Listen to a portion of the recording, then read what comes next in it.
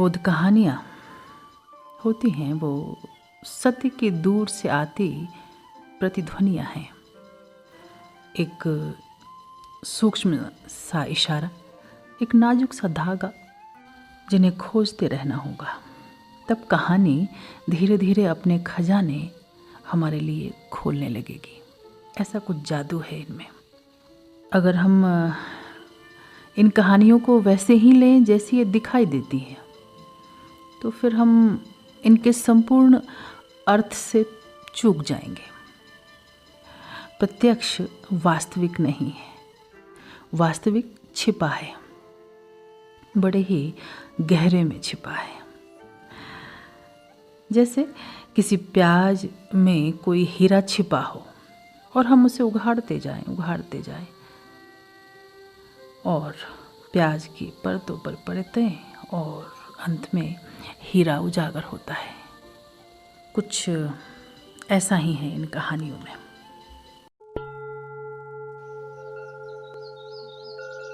आज की बोध कथा, मोहम्मद अपने शिष्य अली के साथ कहीं जा रहे थे। अली के एक शत्रु ने आकर उनको रोक लिया और उनका अपमान करने लगा। अली ने शांति से उसके दुर्वचन सुने। उनकी आंखों में प्रेम और प्रार्थना मालूम होती थी। वह शत्रु की विषाक्त बातों को ऐसे सुनते रहे जैसे वह उनकी प्रशंसा करता हो। उनका धैर्य अद्भुत था, लेकिन अंततः उन्होंने भी धैर्य खो दिया और वो भी शत्रु के ही तल पर नीचे उतर आए और ईंट का जवाब पत्थर से देने लगे। धीरे धीरे उनकी आंखें भी क्रोध से भर गईं और उनके हृदय में भी घृणा और प्रतिशोध के बादल गरजने लगे। उनका हाथ तलवार पर जा चुका था। मोहम्मद अब तक शांति से बैठे सब कुछ देख रहे थे। अचानक वे उठे और अली तथा उनके शत्रु को वहीं छोड़कर एक ओर चले गए। इससे अली को बहुत आश्चर्य हुआ और मोहम्मद के प्रति मन में शिकायत भी आई। बाद में जब मोहम्मद मिले तो उन्होंने कहा उनसे कि आपका यह कैसा व्यवहार? शत्रु मुझे रोके था और आप मुझे बीच में छोड़कर चले आए। क्या यह मृत्यु के मुंह में ही छोड़ आने जैसा नहीं है? मोहम्मद ने कहा, प्यारे, वह मनुष्य निश्चित ही बहुत हिंसक और क्रूर था और उसके वचन भी बहुत क्रोध से भरे हुए थे। लेकिन मैं तुझे शांत और प्रेम से भरा देखकर बहुत आनंदित था। उस समय मैंने देखा कि परमात्मा के 10 दूत तेरी रक्षा कर रहे थे और उनके शुभाशीषों की तेरे ऊपर वर्षा हो रही थी। प्रेम और क्षमा के कारण तू सुरक्षित था।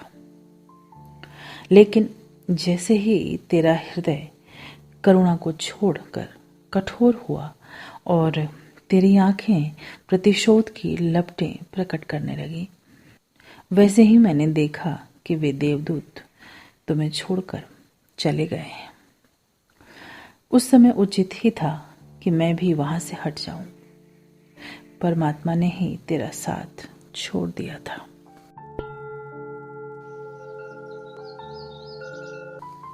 समाप्त हुई आज की यह बोध कथा। इस बोध कथा के माध्यम से यह बात याद दिलाई जा रही है कि जब भी हमारा मन क्रोध से भरता है, घृणा से भरता है, तभी हम अशक्त हो जाते हैं और परमात्मा से हमारा संबंध क्षीण हो जाता है। इसीलिए तो क्रोध में, घृणा में, द्वेष में दुख और संताप पैदा होता है। संताप की मनोदशा सर्व की सत्ता से, स्वयं की जड़ों के पृथक होने से पैदा होती है और दूसरी तरफ प्रेम आनंद से भर देता है। शांति, संगीत से और करुणा ऐसी सुगंधियों से जो इस पृथ्वी की नहीं है। इसीलिए सभी बुद्ध पुरुषों ने यह कहा है कि जीवन में जो अखंड है और अटूट प्रेम को पा लेता है वह सब पा लेता है। तो ख्याल करें इस बोध कथा पर। कई बार ऐसी परिस्थितियां बनती हैं कि जहां हम कहें कि अपनी ही पकड़ खुद पे छूट जाती है, कुछ ऐसा बोल जाते हैं, कुछ ऐसा कर जाते हैं जिसके लिए फिर जिंदगी भर पछताना भी पड़ता है और उसके दुख झेलने पड़ते हैं। तो ख्याल रहे कि जितनी धीरे धीरे सजगता जीवन में बढ़ती जाए, जितना हम होश से भर सकें, तो इस तरह की फिर संभावनाएं कम होती हैं और जो हम हैं, जो सच है, उसकी किरणें फिर हमारे चारों तरफ फैलती हैं। अपने लिए तो शुभ है ही, सर्व के लिए भी मंगलमय हो जाता है।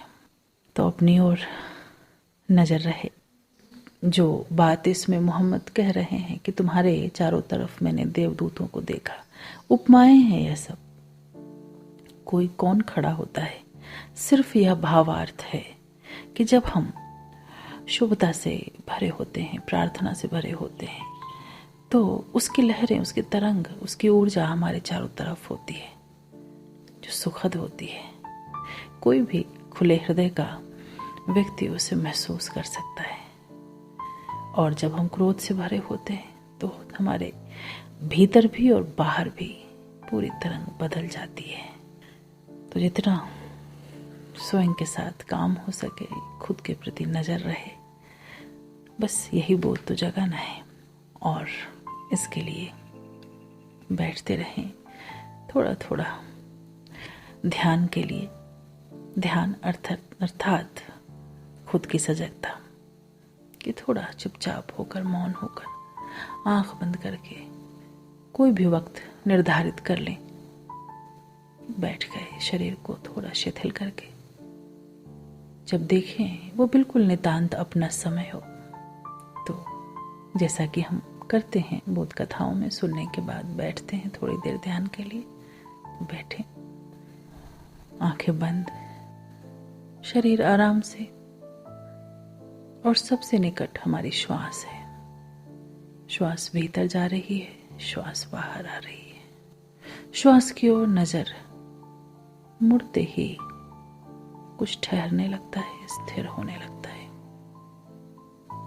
हमारी जो वर्तमान में उपस्थिति है वह सघन होने लगती है। पास्ट और फ्यूचर से नाता टूटने लगता है और वर्तमान में होने का सुख